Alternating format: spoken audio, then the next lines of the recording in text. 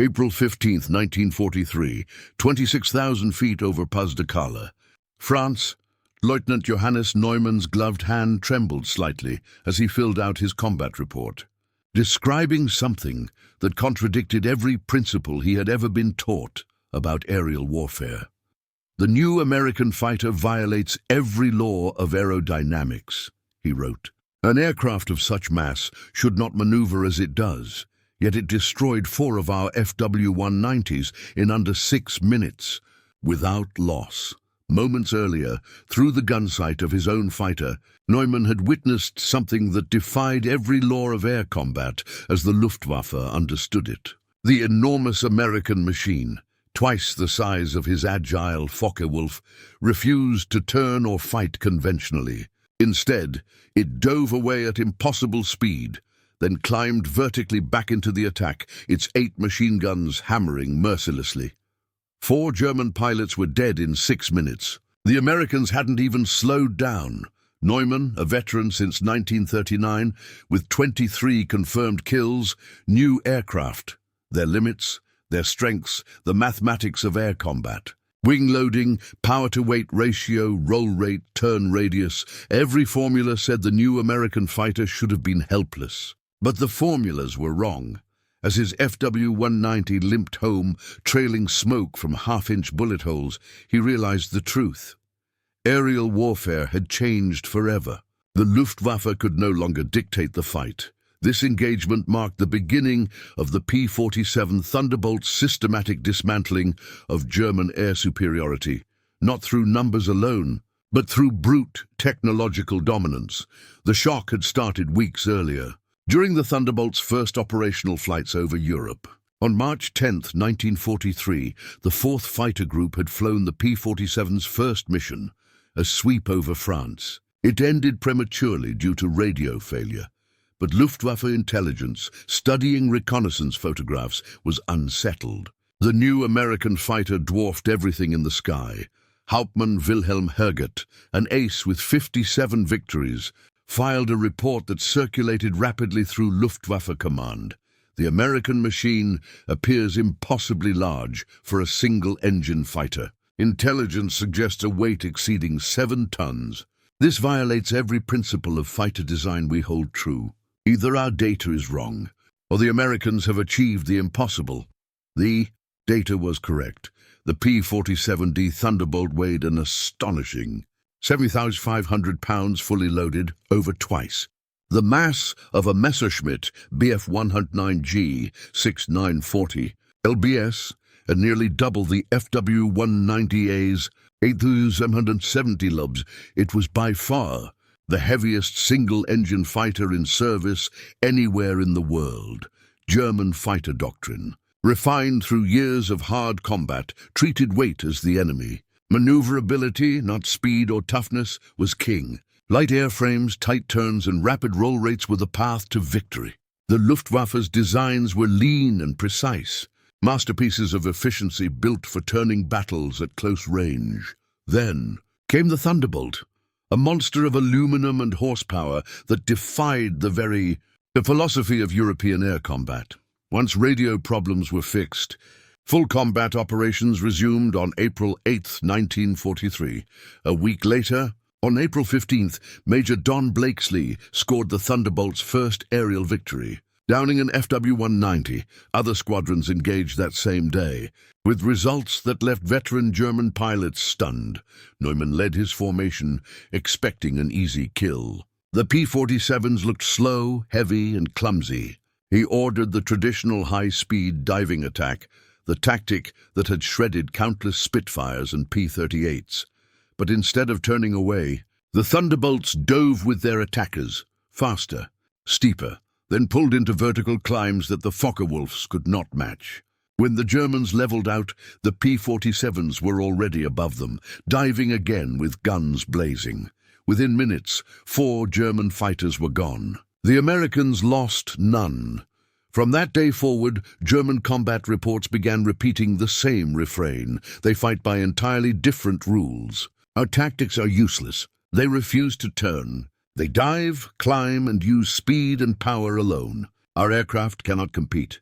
To understand the Luftwaffe's growing hatred of the P-47 is to understand what it symbolized: the complete rejection of everything Europe believed about air combat, where German, British, and Japanese engineers prized agility. The Americans, under Republic Aviation's visionary designer Alexander Kartveli, built a brute force machine that rewrote the laws of the sky. The Pratt & Whitney R2800 double wasp engine, a masterpiece of engineering, generated 2,000 horsepower in its early form, with later versions pushing a staggering 2,800 horsepower when fitted with water injection. The engine alone weighed 2,160 pounds, more than the entire empty weight of many pre-war fighters. But instead of seeing that as a flaw, designer Alexander Kartveli saw opportunity. Heavy? Then make it fast. Can't turn? Then don't turn. He built the P-47 entirely around the engine's brute force, a machine that fought not with agility, but with raw energy. It would dive, climb, and strike in straight lines, using speed and power to dominate rather than outmaneuver. The result was a fighter that ignored every established rule of aerial combat, and still won. By the spring of 1943, German pilots were discovering this the hard way. Lieutenant Heinz Noack, who would survive the war with 33 victories, recorded his first encounter on May 4th. We attacked from a superior position, with altitude and the sun at our backs. The Americans saw us and dove away. We followed at maximum speed, 700 kilometers per hour, and yet they pulled away from us. We gave up the chase. It should be aerodynamically impossible. It wasn't. The P-47's thick, semi-elliptical wing and rugged structure allowed dive speeds over 550 mph, far beyond the structural limits of German aircraft, which began to fail near 470 mph. In a dive, the Thunderbolt was untouchable. Any Luftwaffe pilot who tried to follow would either fall behind or break apart. Then came the firepower. 8 Browning M2 50-caliber machine guns, each spitting 800 rounds a minute. A single 1-second burst unleashed over 200 bullets, each delivering more than 12,000 foot-pounds of kinetic energy. German pilots soon reported that Thunderbolts didn't just damage aircraft, they annihilated them. Oberfeldwebel Oskar Rohm, a 92 victory veteran from the Eastern Front, was transferred to France in June 1943. His first encounter with P-47s left him shaken. "I have fought Russians and Spitfires and been hit by flak many times, but nothing compares to this. The Americans' guns do not hit your aircraft. They obliterate it. I saw a Messerschmitt disintegrate mid-air. 1 second it was flying, the next it was debris. The Thunderbolt fired for maybe 2 seconds. By summer 1943, the psychological toll was spreading fast. The 56th Fighter Group, under Colonel Hubert Zemke, refined tactics that perfectly suited the Thunderbolt's strengths. Never turn with the enemy. Always dive and zoom. Use altitude. Use speed. Use power. German pilots could do nothing. Oberst Hermann Dahl, who would end the war with 128 victories and command JG-3, later admitted, "The P-47 was the moment we lost the initiative in the West. We could no longer control combat. The Americans fought when they wished and disengaged at will. They climbed or dove away, and we could not follow." The nightmare deepened in August 1943 with the arrival of the P-47 D-25, equipped with 370 gallons of internal fuel and twin 150-gallon drop tanks, extending its combat range to 475 miles. Suddenly, Thunderbolts appeared deep over Germany, striking areas untouched for 2 years. Major Heinz Baer, who would finish with 220 victories, recorded a chilling report on October 14, 1943. During the defense of Schweinfurt, 8 Thunderbolts dove through our formation just as we began our attack on the bombers. Their first pass destroyed 3 of our aircraft. We scattered to reform and they came again. 2 more lost. The bombers continued to target unopposed. We lost 5 fighters and destroyed none. The Thunderbolts' resilience only deepened German despair. Its R2800 engine, protected by an advanced turbo supercharger and thick armor, could take massive punishment and keep running. Redundant systems, self-sealing fuel tanks, backup control cables, spaced-out components meant survival was the norm, not the exception. Lieutenant Walter Schuck, who ended the war with 206 victories, described his November 1943 encounter over Frankfurt.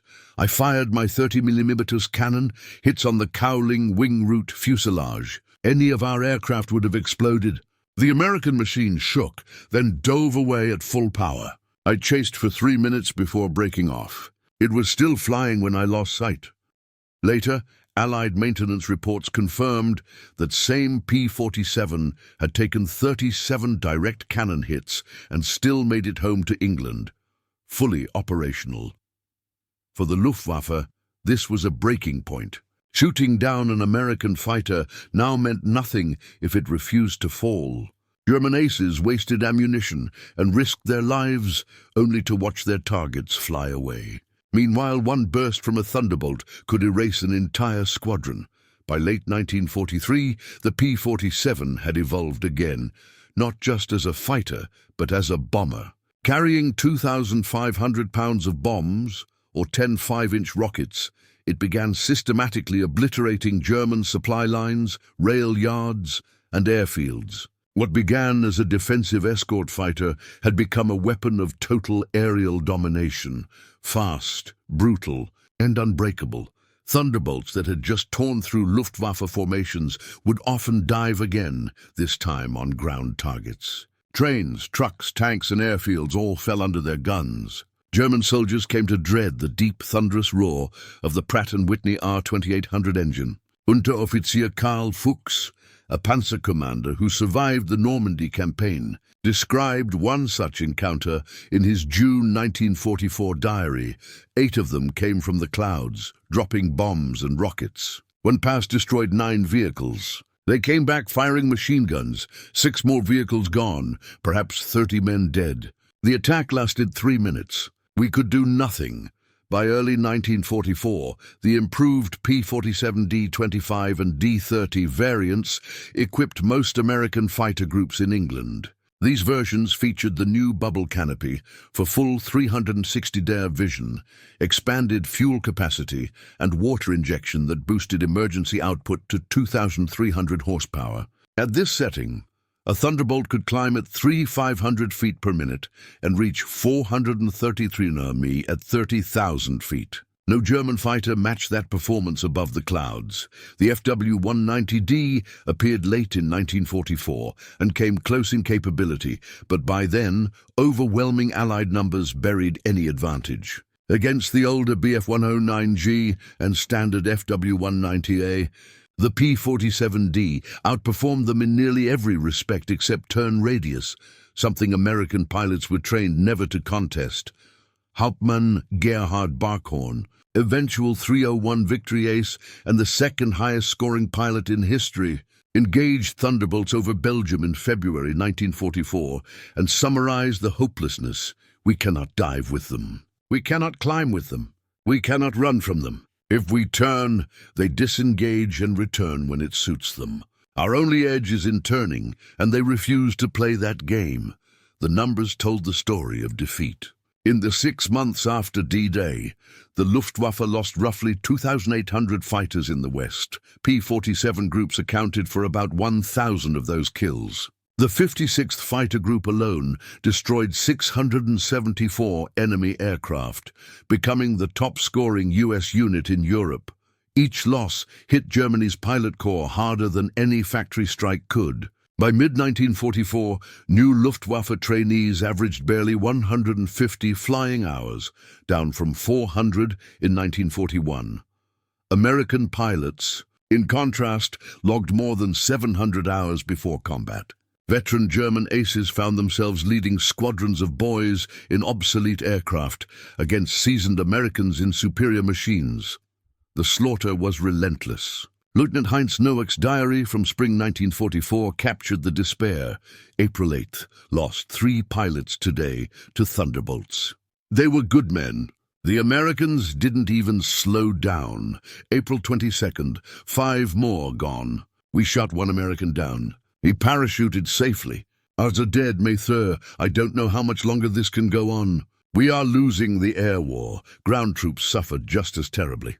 Unlike level bombers that followed predictable routes, the P-47s appeared without warning, striking in lightning-fast passes and vanishing before any response. They destroyed locomotives, derailed trains, ignited fuel dumps, blasted bridges, and strafed airfields where aircraft burned before ever taking off. Oberst Joseph Priller, commander of JG-26 and a 101 Victory Ace, later wrote of his frustration, "We kept fighters over our own airfields. The Americans sent 4 Thunderbolts, 2 engaged us, while 2 attacked below, wrecking parked aircraft and runways. Before we could react, they were gone. This happened every day." American tactics evolved into models of coordination. Colonel Hubert Zemke's Zemke fan formation placed flights in layered descending spirals, ensuring that every altitude band was covered and threats could be met instantly. German controllers tried to adapt but were simply overwhelmed. By summer 1944, the 8th Air Force could launch over 1,000 fighters at once, each equipped with VHF radio, all under centralized control, executing precise procedures. Oberst Johannes Steinhoff, 176 Victory Ace and later post-war Luftwaffe commander, admitted in a 1946 interview, "They fought as a system, not as individuals. Perfect radio discipline, uniform tactics, mutual protection. Their pilots were good, their machines excellent, but their system was invincible. The human cost was staggering. Of approximately 28,000 Luftwaffe aircrew killed during the war, around 8,000 died in the West from 1943 onward, and Thunderbolts accounted for a large share. Oberst Gordon Golob, a 150 Victory Ace, lost 17 of his best pilots to P-47s in just 3 months, March-May 1944. His report to headquarters bordered on despair. "We cannot replace these losses. Training a pilot takes 6 months. We lose veterans every week." The Americans replace theirs instantly. The quality of our men drops daily. This cannot continue, and it didn't. By October 1944, the Luftwaffe in the West had ceased to exist as a coherent force. A few scattered units still flew. Aces still fought on, but the skies belonged to the Thunderbolt.